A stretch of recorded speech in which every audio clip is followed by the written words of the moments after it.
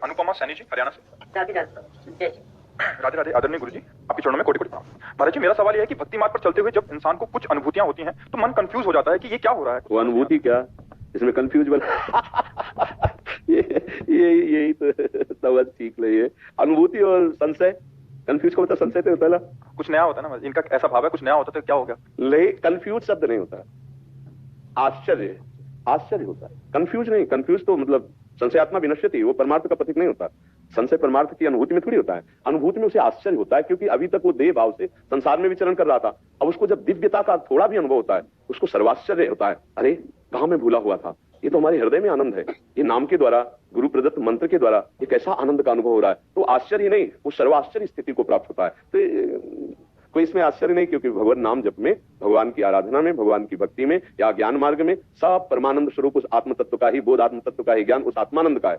ये जो शरीरानंद विषयानंद भोगों में है, तो ये दुर्गति का कारण है। चाहे सांख्य योग से चले, चाहे ज्ञान योग से चले, चाहे भक्ति योग से चले, चाहे कर्म योग से, चाहे अष्टांग योग से, सबका पहला एक लक्षण है, संसार का चिंतन छूटे और सत्य का चिंतन हो। उसे योगी जन परमात्मा कहते हैं, ज्ञानी जन ब्रह्म कहते हैं, भक्त जन भगवान कहते हैं, प्रेमी जन लाड़िले कहते हैं। किसी भी भाव से उस परमात्मा तत्व सत्य का चिंतन होने लगे तो सर्वाश्चर्य में आनंद की प्राप्ति होती है। भोगों में, पदों में, रुपया में, नाना प्रकार के सांसारिक जो व्यवहार है, इनमें जो हर्ष होता है, आनंद नहीं, इसमें जो हर्ष होता है वो द्वंद के अंतर्गत है, वो शोक पैदा करेगा। मिलने में हर्ष, बिछुड़ने में शोक, मान अपमान, सुख दुख, लाभ हानि, जन्म मृत्यु आदि द्वंद, ये संसार के भोगों को भोगने से प्राप्त होते हैं। वो धन्य हैं जो अपनी चित्त वृत्ति को भोगों में ना फंसा करके भगवान में लगाए हुए हैं और शरीर से धर्म पूर्वक भोगों का सेवन कर रहे हैं, लेकिन चित्त वृत्ति भोगों में नहीं है, चित्त वृत्ति भगवान में है। तो उनको तो सर्वाश्चर्य में आनंद की अनुभूति होती है, पर हमें लगता है कि अभी सर्वाश्चर्य में आनंद की अनुभूति नहीं हुई है, क्योंकि वो आनंद एक बार जिसके अनुभव में आता है फिर शब्द बदल जाते हैं। कौन रस बाढ़ो जहां बोली बोई भारी, अनुभव में भजे जी संता, मुंह का स्वादनवत, अनिर्वचनीयम, इन शब्दों से बोला गया अनिर्वचनीयम, वो बोलने लायक नहीं है, वाणी की सामर्थ्य नहीं कि बोल सके। जिन देखा तिन बोला नहीं, जिन बोला तिन देखा नहीं, अर्थात जिस नेत्र ने देखा रूप को तो वाणी ने देखा नहीं, वो बोल रही है। अब नेत्र के वाणी होती तो वर्णन करने में समर्थ हो, क्योंकि वो देख रही है। अगर वाणी के नेत्र होते तो वो वर्णन करने में समर्थ होती। तो जो यहां अनुभव हो रहा है वो ये बोल ही नहीं सकती है। अच्छा, नेत्र तीन प्रकार के हैं। एक ये नेत्र है पार्थिव मायाकृत नाम रूप दृश्य देखने वाले, और एक है हृदय के चक्षु जो भक्तों के प्रकाशित होते हैं, और एक है बुद्धि में ज्ञान चक्षु जो ज्ञानियों के प्रकाशित होते हैं। ज्ञान चक्षु से सर्वम खलविदम ब्रह्म, हृदय चक्षु से चिद चिद लक्षणम सर्वम राधा कृष्णमयम जगत, सिय राम में सब जग जानी। चर्म चक्षुओं से मैं और तू और मेरा और तेरा, स्त्री और पुरुष, दूषित और निर्दूषित, ये द्वंद दिखाई देते हैं। पहले हृदय के चक्षु खुले या ज्ञान चक्षु खुले तो वो अनुभूतियां स्थायी मानी जाती है। थोड़े बारे में सात्विक भावों के द्वारा प्राप्त जो आनंद है वो परमात्मानंद नहीं है, परमात्मानंद त्रिगुणातीत होता है, और वो जब प्राप्त होगा तो तीनों शरीरों से राग मिटा देगा, स्थूल शरीर, सूक्ष्म शरीर, कारण शरीर। कहीं ऐसा न हो कि हम पीतल को सोना मान करके अपने को धनवान मान लें। जौहरी के सामने जाओगे तो पीतल ही का दाम होगा, सोने का नहीं। पीतल सोने जैसा भ्रम पैदा कर सकता है। ऐसे ही विषयानंद भी सब अनुकूल, प्रणाम नमस्कार, रुपया पैसा सब, तो वो अनुभूति मिथ्या है। अनुकूलता और प्रतिकूलता दोनों से जो परे अनुभूति होती है उसे समतुलता कहते हैं, वो समता भगवत कृपा से होती है। कहीं ऐसा न हो कि विषयानंद को, अनुकूलता को, मनमानी वस्तु की जो सोचा वो हो गया तो हम आश्चर्य माने, ये कोई खास बात नहीं है। भगवदानंद जो काम विजयी, क्रोध विजयी, लोभ विजयी, मोह विजयी, मद विजयी, मत्सर विजयी बनाता है, वो आश्चर्य में है। जिज्ञासा वर्मा जी, भोपाल से। राधा वल्लभ श्री महाराज जी, श्री जी के प्रति परिवार के हर सदस्य का भाव अलग अलग हो तो भी क्या एक ही छवि या विग्रह की पूजा कर सकते हैं? जैसे मेरी बेटी उन्हें सखी मानती है, मैं उन्हें माता मान के रूप करते हैं तो कर सकती। तुम्हें माता च पिता तुम्हें हो, तुम्हें बंधुश्च सखा तुम्हें हो, तुम्हें विद्या द्रविणं तुम्हें सर्वम मम देव देव, तो उसमें कोई परेशानी नहीं। लेकिन मेरी बेटी की सखी जब वो कहलाती है तो मुझे लगता है कि वो मेरी बेटी जैसी लगने लगती है फिर मुझे। वो उसका भाव, आपने भाव में थोड़ी बिगाड़ होना चाहिए।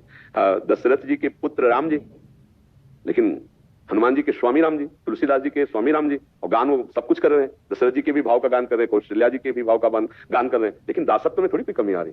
आपके भाव में कमी है, आप अपने भाव को सुधार। मेरी स्वामिनी तो मेरी स्वामिनी, अब उसे कोई बहन मान ले, मान लो कि किशोरी जी हमारी बहन है। स्वामिनी जी तो सबके भाव की है ना। अब कोई किशोरी जी को कह रहा है कि जगदात्मा जगदम्बा है, माँ है, तो उसका भाव है। अब हमारे सामने कोई कहे किशोरी जी माँ है, तो हमें तो आश्चर्य होगा, मेरी स्वामिनी नो किशोरी माँ कैसे हो सकती है? लेकिन उसका भाव है, मेरे लिए नहीं स्वीकृत होगा, आपके लिए स्वीकृत हो जाएगा, क्योंकि आप जिस भाव से, प्रभु को जिस भाव से भजा जाता है, प्रभु वैसा ही अनुभव कराते हैं। तो अब हमारे जैसे अन्य जन और वो अन्य भाव से करे तो मुझे स्वीकृत थोड़ी होगा उनका भाव, लेकिन श्री जी को स्वीकृत हो जाएगा। तो श्री जी से भाव करें, मुझे थोड़ी देखना है। अच्छा, अपना भाव एक व्यवहार का है। जैसे पति पत्नी एक ही गुरु से दीक्षित हुए, अगर कोई दूसरा गुरु से दीक्षित होता है तो उसे गुरु भाई या गुरु बहन कहते हैं ना। लेकिन जब पति पत्नी दीक्षित होते हैं तो व्यवहार का संबंध पति पत्नी, परमार्थ का संबंध दोनों एक ही आराध्य देव के उपासक, उसमें व्यवहार में नहीं चलेगा। नहीं तो फिर दोष उपस्थित हो जाएगा, फिर दोष उपस्थित हो जाएगा। अच्छा, उसी को जब हम व्यवहार में देखते हैं, बोले आप हमारे गुरु जी से दीक्षित, आप हमारी गुरु बहन है ना, भाव आ जाएगा ना, तो गुरु से पति पत्नी दोनों दीक्षित है, लेकिन वहां गुरु बहन का भाव नहीं आएगा। हम परमार्थ में दोनों एक हैं, व्यवहार में हम पति पत्नी है। ऐसे लाखों असंख्यों भक्त हैं जो अपने गुरु से पति पत्नी दोनों दीक्षित है ना, फिर दोष आ जाएगा ना। क्योंकि अब जैसे आप हमारी गुरु बहन है, आप हमारे गुरु भाई हैं, भाव ये आता ना, तो पत्नी कौन है? बोले फिर तो बड़ा गड़बड़ हो गया, आप गुरु बहन मान लिया तो कैसे चलेगा? नहीं, ये व्यवहार है शरीर धर्म का, और ये परम धर्म का व्यवहार है। परम धर्म में हम दोनों भगवान के निज जन हैं। जो भाव किया है, लो दोनों सहचरी है, दोनों दास है, दोनों सखा है, ये दोनों गोपी, अलग अलग भाव है ना, लेकिन व्यवहार में हम दोनों पति पत्नी है। व्यवहार का एक अलग मार्ग, व्यवहार को हम परमार्थ में नहीं जोड़ देते, परमार्थ को व्यवहार में उतारते हैं। व्यवहार बड़ा समझ करके है व्यवहार को, नहीं तो दोष आ जाएगा ना। अच्छा, वही दूसरा होगा तो हम बोल देंगे या तो हमारी गुरु बहन हुई ना, हमारे गुरु जी से दीक्षित है, लेकिन अपनी पत्नी, तो व्यवहार में वो पत्नी है, परमार्थ में हम दोनों एक ही पथिक हैं गुरु मार्ग के। ऐसे हम भगवत मार्ग में चलते हैं। हमारी श्री जी हमारे लिए नित्य किशोरी, हमारा बेटा उन्हें माँ कहे, हमारी बेटी उन्हें अपनी मित्र माने, तो उसका भाव है। हमारी किशोरी जी हमारे लिए स्वामिनी है। हमारा भाव कैसे बदल गया? इसका मतलब तुम्हारे भाव में निष्ठा नहीं है, समझना पड़ेगा ना। तो कोई कहते सखी तो आपका भाव बिगड़ गया, कोई कहते माँ तो आपका भाव, मतलब कमजोरी आपके भाव में, उनके भाव में थोड़ी है। वो तो मानते हैं मेरी सखी है, वो बहन मानती है, वो माँ मानती है, और आपकी किशोरी माना और आप फिसल गए, तो कमजोर तो आपका भाव डाला। अपने भाव को पुष्ट करना, मेरी लाडली, मेरी किशोरी, मेरी स्वामिनी है, मेरी प्रिय सखी है, मेरी जीवन धन है, ऐसा भाव किया जाए। राजीव भाटिया जी, अमृतसर, पंजाब। राधे राधे गुरुदेव, आपके चरणों में कोटि कोटि नमन। गुरुदेव, कभी भी इस अज्ञानी जीव ने भगवान से प्यार नहीं किया और ना ही कभी ऐसा भाव प्रकट हुआ। आप जिंदगी में आए और आपने सब कुछ बदल दिया। गुरुदेव भगवान, प्रश्न ये है कि हमें अपना प्यार या भाव भगवान के प्रति कैसे व्यक्त शो करना चाहिए? क्या दूसरों के सामने शो करने से ये कम हो जाएगा, या इस मन के अंदर ही रखना चाहिए? हाँ, मन के अंदर ही रखना चाहिए। प्रेम वर्णन ही नहीं किया जा सकता, अनिर्वचनीय प्रेम स्वरूपम। जो वर्णन किया जाता है वो प्रेम होता ही नहीं है। प्रेम वर्णन कर ही नहीं सकते हैं।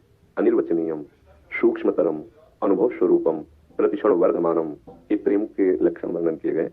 प्रेम की बाहरी दशा वर्णन की जाती है, आंतरिक तो की ही नहीं जा सकती। और हमें अपने प्रीतम की चर्चा किए बिना रहा नहीं जाएगा। जिससे प्यार है या जिससे प्यार करना है, उसकी चर्चा, उसकी रूप माधुरी, उसका स्वभाव, उसकी गुण माधुरी, उसकी लीला भूमि, उसकी लीला, ये सब हमें प्राण प्यारी लगेगी। ये हम चर्चा कर सकते हैं, लेकिन हमारा पर्सनल क्या संबंध है, ये चर्चा नहीं कर सकते। कई बार गुरुदेव अपने भाव जैसे अपनी पत्नी के साथ खो जाते हैं। हाँ, परस्पर दो प्रेमी मिलकर प्रीतम की बात कर सकते हैं, पर जितना कम कर सके। प्रीतम की गुण, प्रीतम की रूप माधुरी, प्रीतम की महिमा पर ध्यान दीजिए। मुझे प्रीतम से कितना प्यार है, ये प्रकाशित नहीं होना चाहिए। इसमें सावधानी रखनी चाहिए। जैसे कोई हमसे बात कर रहा है तो संतों ने ऐसा कहा है, शास्त्रों में ऐसा लिखा है, भगवान का ऐसा स्वभाव है, प्रभाव है, बस। आपका भगवान से कितना प्यार है, या मौन।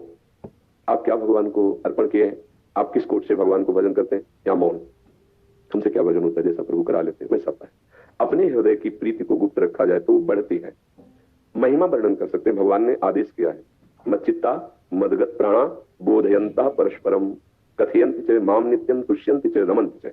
भगवान ने कहा, मेरे में चित्त लगाए हुए, मेरे को प्राण समर्पित